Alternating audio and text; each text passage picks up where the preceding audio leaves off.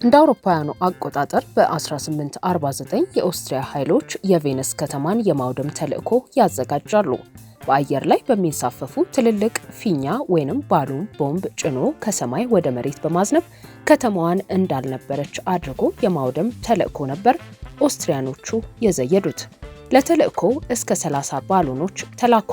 ይሁን እንጂ የአየር ጸባዩ ኃይለኛ ግፊት ያለው ንፋስ የበዛበትም ስለነበር አንድ ቦምብ ብቻ ነበር ቬነስ ከተማ ላይ የወደቀባት። የኦስትሪያኑ ባሉኖች በአየሩ ተለዋዋጭነት የተነሳ ዓላማቸውን እንደታቀደው ሳይመቱ ሙሉ ለሙሉ በሚባል ደረጃ መክሸፋቸው ይነገራል። ይሁን እንጂ ይህ ዘመቻ ከዚያ ቀደም በታሪክ ተሞክሮ የማያውቅ የጦር እቅድ፣ አዲስ የጦር መሳሪያና አዲስ የጦር ስልት እንዲፈጠር መነሻ መሆኑ ይነገራል። የሰው ልጆች ሰው አልባ በራሪ ተዋጊ ወይንም ድሮን ፈጥሮ የመዋጋት ሐሳብን እንዲህ ካለው የታሪክ አጋጣሚ መቅዳታቸው ይነገራል። ሆኖም በተቃራኒው ለጦርነት ቴክኖሎጂው ከፍተኛ አገልግሎት መስጠት የሚችል መሆኑ ደግሞ በርካታ ውድመትና እልቂት ባስከተሉ ግጭቶች ውስጥ በሰፊው እንዲውል እያደረገው ነው። ሪፖርተርም ኢትዮጵያን ጨምሮ የአፍሪካ ሀገሮች የተጋፈጡት አዲስ የደህንነት አደጋ በሚል ርዕስ ተከታዩን ዘገባ አሰናድቶላችኋል። አብራችሁ ቆዩ። በኢትዮጵያም በተደረጉና በቀጠሉ ውጊያዎች ድሮን ወሳኝ የውጊያ መሳሪያ ከሆነ ሰነባብቷል።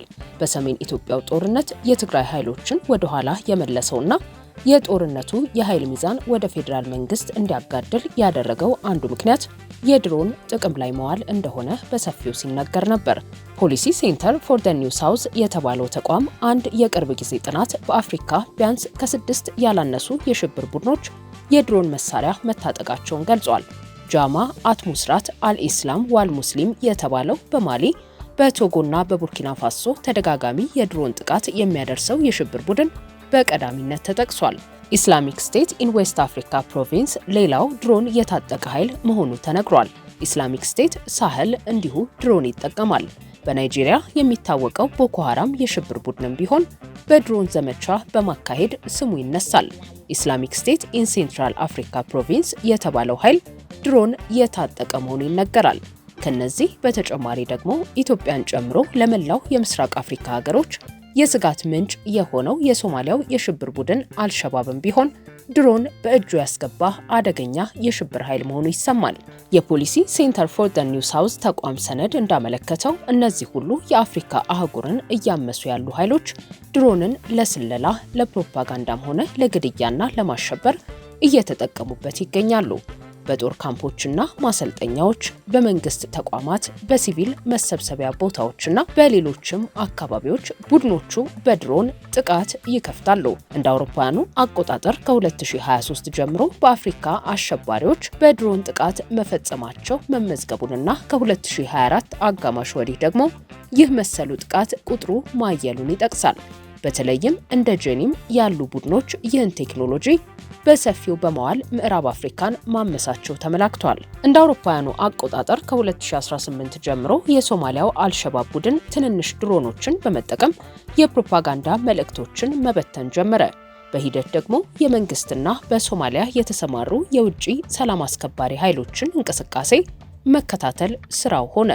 ቡድኑ ከ2021 ጀምሮ እጅግ አነስተኛ በራሪ አካላትን በወታደራዊ ካምፖችና ተቋማት አካባቢ በመልቀቅ የስለላ ስራ በሰፊው መስራቱን ሪፖርቱ ቢጠቅስም እንደ ሌሎች ሽብር ቡድኖች እስከ ቅርብ ጊዜ ድሮንን ለጥቃት ሲያውል አለመታየቱን ነው የሚገልጸው። አልሸባብ በየመን ከሚንቀሳቀሰው የአልቃይዳ ክንፍ ጋር ጥብቅ አጋርነት ያለው መሆኑ ቴክኖሎጂውን በቀላሉ ለማግኘት አግዞታል ተብሏል።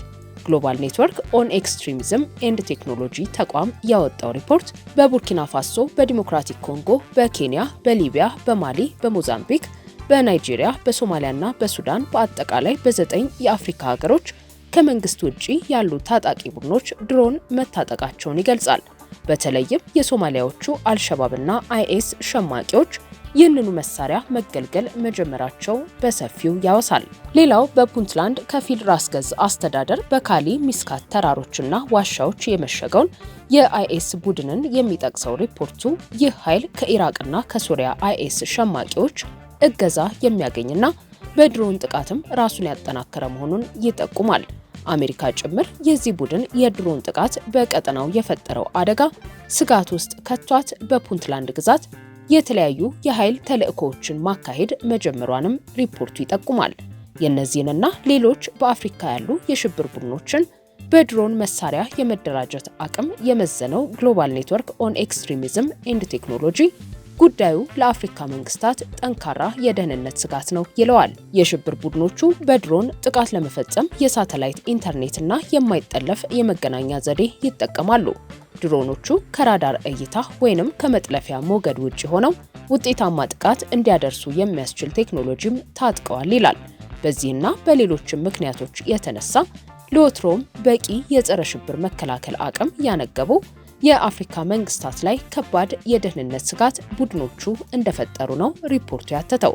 አፍሪካ ዲፌንስ ፎረም በቅርቡ ሰሞን ሀተተው በፑንትላንድ ግዛት የጸጥታ ኃይሎች ባካሄዱት ፍተሻ ፈንጂና ቦምብ ከሰማይ ማዝነብ የሚችሉ ድሮኖች በጭነት መኪና ከጋሮዌ ተጭነው ሲጓዙ ተይዘዋል ይላል። እነዚህ ድሮኖች የየመን የሁቲ አማጽያን ከታጠቋቸው ድሮኖች ጋር ተመሳሳይ መሆናቸውን የጠቀሰው ሪፖርቱ እንደ ዩክሬንና ሩሲያ ጦርነት ሁሉ በአፍሪካ ግጭቶችም ድሮን ዋናው የጦር መሳሪያ እየሆነ መምጣቱ የማይቀር ጉዳይ መሆኑን ያመለክታል።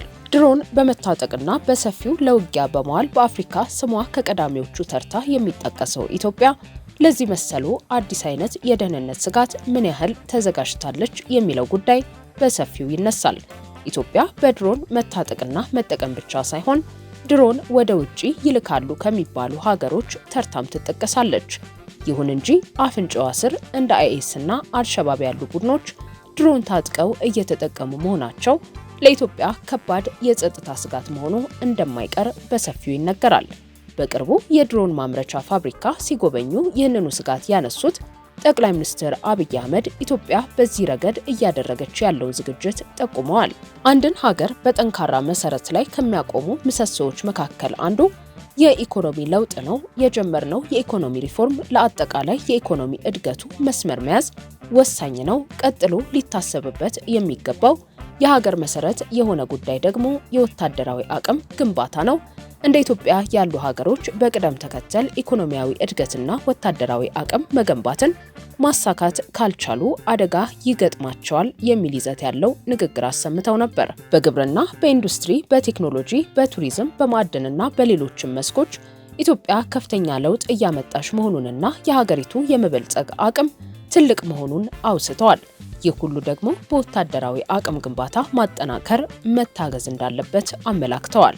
አጥፍተው የሚጠፉ ድሮኖች በከፍተኛ ቁጥር እያመረትን ነው። በጅምላ መልክ ዘምተው ባደጉት ሀገሮች እንደምንሰማው የጠላትን ስብስብ ማጥፋት ይችላሉ።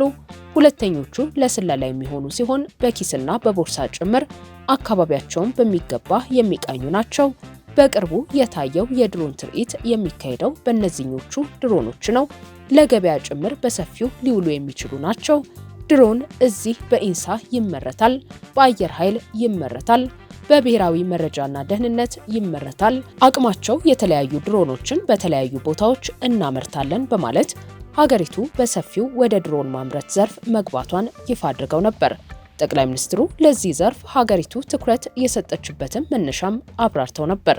ከጥቂት ዓመታት በፊት ድሮን መታጠቅ ቀርቶ መግዛትም ፈተና ነበር። ገዝተን መጠቀም ከጀመርን በኋላ በተለያዩ ደረጃዎች ማምረት ጀምረናል።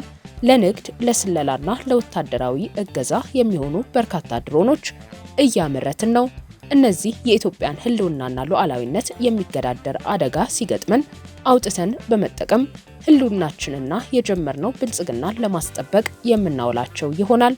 በእርሻና በማዕድን ያመጣነው ስኬት በዚህ አይነት አቅም ካልተደገፈ ብዙ ባንዳና ባዳ ባለበት አካባቢ የሀገርን ጥቅም ማስጠበቅ ከባድ ይሆናል በማለት ነበር ያብራሩት። በየጊዜው እየተቀየረና በፍጥነት እየተለወጠ ካለው የዓለም ጦርነት ስልትና የጦር ቴክኖሎጂ እድገት ጋር አብሮ የሚሄድ የመከላከያ አቅም የመገንባት ጉዳይ እንደ ኢትዮጵያ ያሉ ሀገሮች በወቅቱ የተጋፈጡት ከባድ ኃላፊነት ሆኖ ነው የሚገኘው ብለዋል።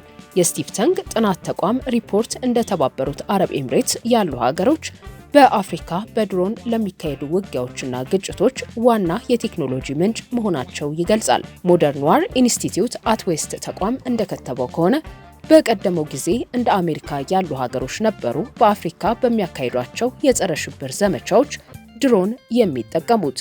አሁን ይህ ተለውጦ ራሳቸው የአፍሪካ መንግስታት ዋነኛ የድሮን ገዢ አምራችና ተጠቃሚ ሆነዋል ይላል። ድሮን ከውጭ በመግዛት ረገድ ናይጄሪያ ከዓለም 14ኛ፣ አልጄሪያ 15ኛ እንዲሁም ኢትዮጵያ 12ኛ ደረጃ ላይ እንደሚገኙ ሪፖርቱ ይጠቅሳል። ከአፍሪካ ሀገሮች ድሮን ወደ ውጪ የሚልኩትን ማንነት ሲዘረዝር ደግሞ ግብጽ፣ ሱዳን፣ ደቡብ አፍሪካ፣ ናይጄሪያ፣ ኬንያና ኢትዮጵያ እንደሚገኙበት ገልጿል። እነዚህ ሀገሮች የአፍሪካን 12 በመቶ የድሮን አቅርቦት እንደሚሸፍኑ ነው ያመለከተው።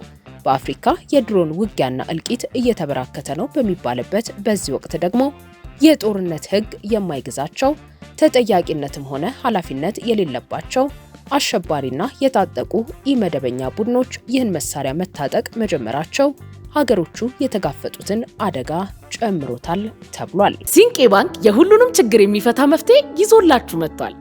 የኦቢ ዲጂታል ብድር አገልግሎት ከቴሌብር ሱፐር አፕ መተግበሪያ ጋር በጋራ በመሆን የተመቻቸ የብድር አገልግሎት ሲሆን አዲስ ቢዝነስ ለመጀመር ሆነ ያለንን ቢዝነስ ለማስፋት በተጨማሪም ዘመናዊ ስልክ ለሚፈልጉ በብድር መልክ ያዘጋጃል። እንዲሁም ለግለሰቦች ደሞዛቸውን በሲንቄ ባንክ ሲቀበሉ እስከ 1 ሚሊዮን ብር ድረስ ብድር ያመቻቻል።